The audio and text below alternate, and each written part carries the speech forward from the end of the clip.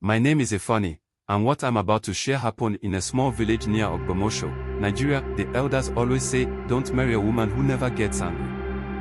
I used to think it was just a proverb.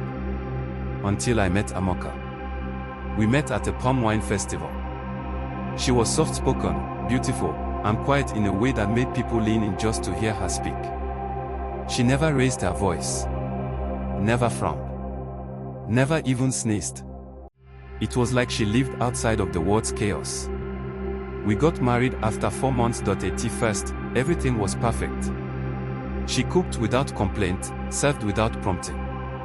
My friends called me lucky. My mother said I had found a quiet blessing. But blessings don't whisper at night when you're not listening. They don't vanish into the bush at midnight. The first odd thing was the jar. A clay jar she brought from her father's compound. It had cowries embedded around the rim and palm leaves tied to the neck. Decoration, she said. For tradition. I should have asked whose tradition. Then came the palm wine. She would serve me a cup every Friday. No matter what. Even if we were fighting or sick or broke, that wine would appear frothy, cold, sweet. But only me.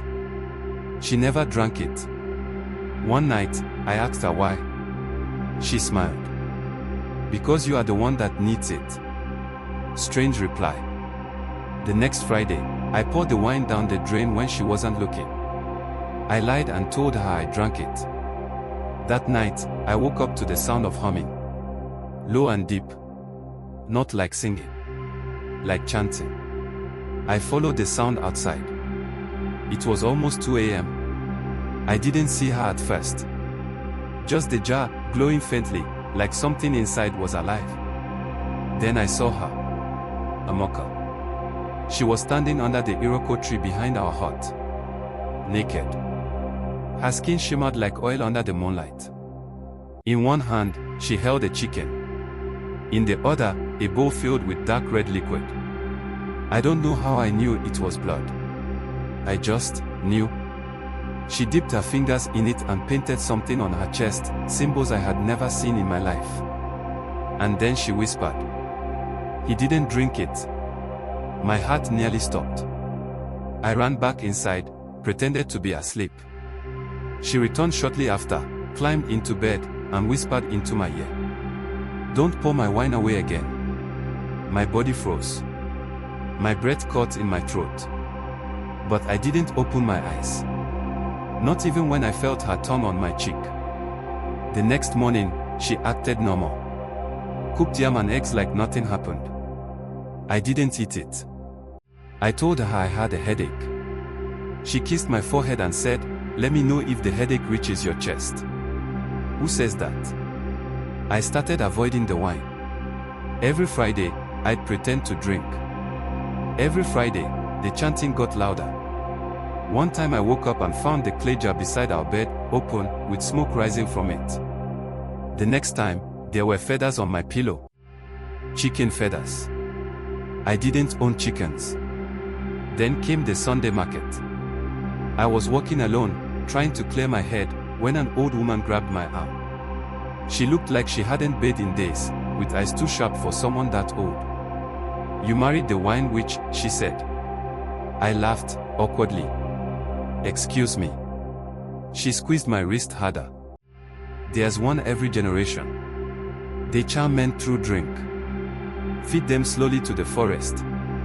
When they finish, only the bones return. I pulled my hand away. I told myself she was mad. A village lunatic. But something inside me, deep and quiet, believed her. I decided I would leave Amaka that night.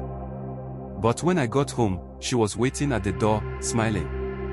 Did you enjoy the market? She asked, eyes wide. I nodded slowly. Good, she said. Because tonight is your last night here. I didn't wait. I ran to the room, grabbed my bag, and sprinted into the bush. I didn't care where I ended up, I just needed distance. I ran until my legs gave out. I slept near the river. When I woke up, my bag was gone. In its place, the clay jar. Sitting in front of me like it had followed me. No footsteps. No signs. Just the jar, and beside it, a cup full of palm wine. I threw both into the river. That's when I heard it. Her voice. Not shouting. Not angry. Just disappointed. You would have tasted eternity. I ran again. I made it to a town 3 villages over. Got a job as a bricklayer. I lived in silence. No music. No drinks. No visitors. Just my Bible and my mat. 3 months later, I started coughing. The doctor said my lungs were fine. But something was in my chest. Something heavy. One night, I coughed up something hard. It was a cowrie shell. I left the clinic and went straight to a local priestess. She didn't ask questions. She just stared at me and said, "She already drank half your soul. You can't get it back. But you can trap the other half." She gave me a chain made of iroko bark, and a ring with a dried scorpion in the center. She said if Amaka ever came back, I must never speak. Not even if she cried. Not even if she bled. 2 weeks passed. Nothing. Then one night, I heard a knock. 3 soft taps. I didn't answer. Then her voice. Right outside my window. Ifeanyi. I brought fresh wine. I shut my eyes. Tight. But the smell, it came in anyway. Sweet. Cold. Familiar. And for one terrifying second, my mouth opened on its own. But then the ring on my finger burned, hot like fire. I clenched my jaw. I didn't move. She stayed till morning. When I opened my door, there was no one. But on the ground, a trail of palm wine, leading into the bush. I never followed it. It's been 1 year now. I still wear the ring. I still keep the chain under my bed. But every Friday, without fail, I smell it again. The wine trail came again. Only this time, it came inside. Not at the door. Not by the window. Not a scent. I woke up with my bedsheet soaked in palm wine. Sweet. Thick. Sticky. The chain under my bed was broken. Snapped clean in 2. And the scorpion ring. Gone. Burnt to ash. That's when I knew Amaka was coming to finish what she started. I didn't run. This time, I went back. Back to the village. Back to the forest. To the only woman who had ever stood between me and death. But the priestess was dead. The villagers said she was found in her shrine, bones snapped inward, mouth open like she had seen something ancient. No signs of a fight. No wounds. Just broken from the inside. But her daughter, Kambili, was still there. And she was waiting for me. "I saw it," she said. "The witch came for my mother. Killed her while she was praying for you. She took her voice. Crushed her spirit. But she left something behind." Kambili led me inside the shrine. There, in a corner lit only by candles, sat another jar like Amaka's. But darker. Older. Covered in chalk drawings and sealed with black rope. "She used your soul to open a path," Kambili said. "Now we'll use hers to close it." I didn't understand. Until Kambili pricked my thumb and let 3 drops of blood fall into the jar. That night, we didn't sleep. We waited. And at 3 a.m., she came. No knock this time. She floated in, barefoot, eyes black, mouth smiling too wide. The air turned cold. The fire in the shrine turned blue.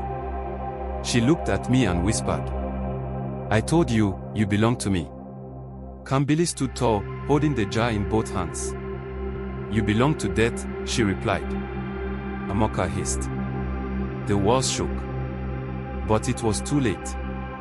The jar glowed red hot, and Kambili began to chant, in a tongue that felt older than time. Amaka screamed.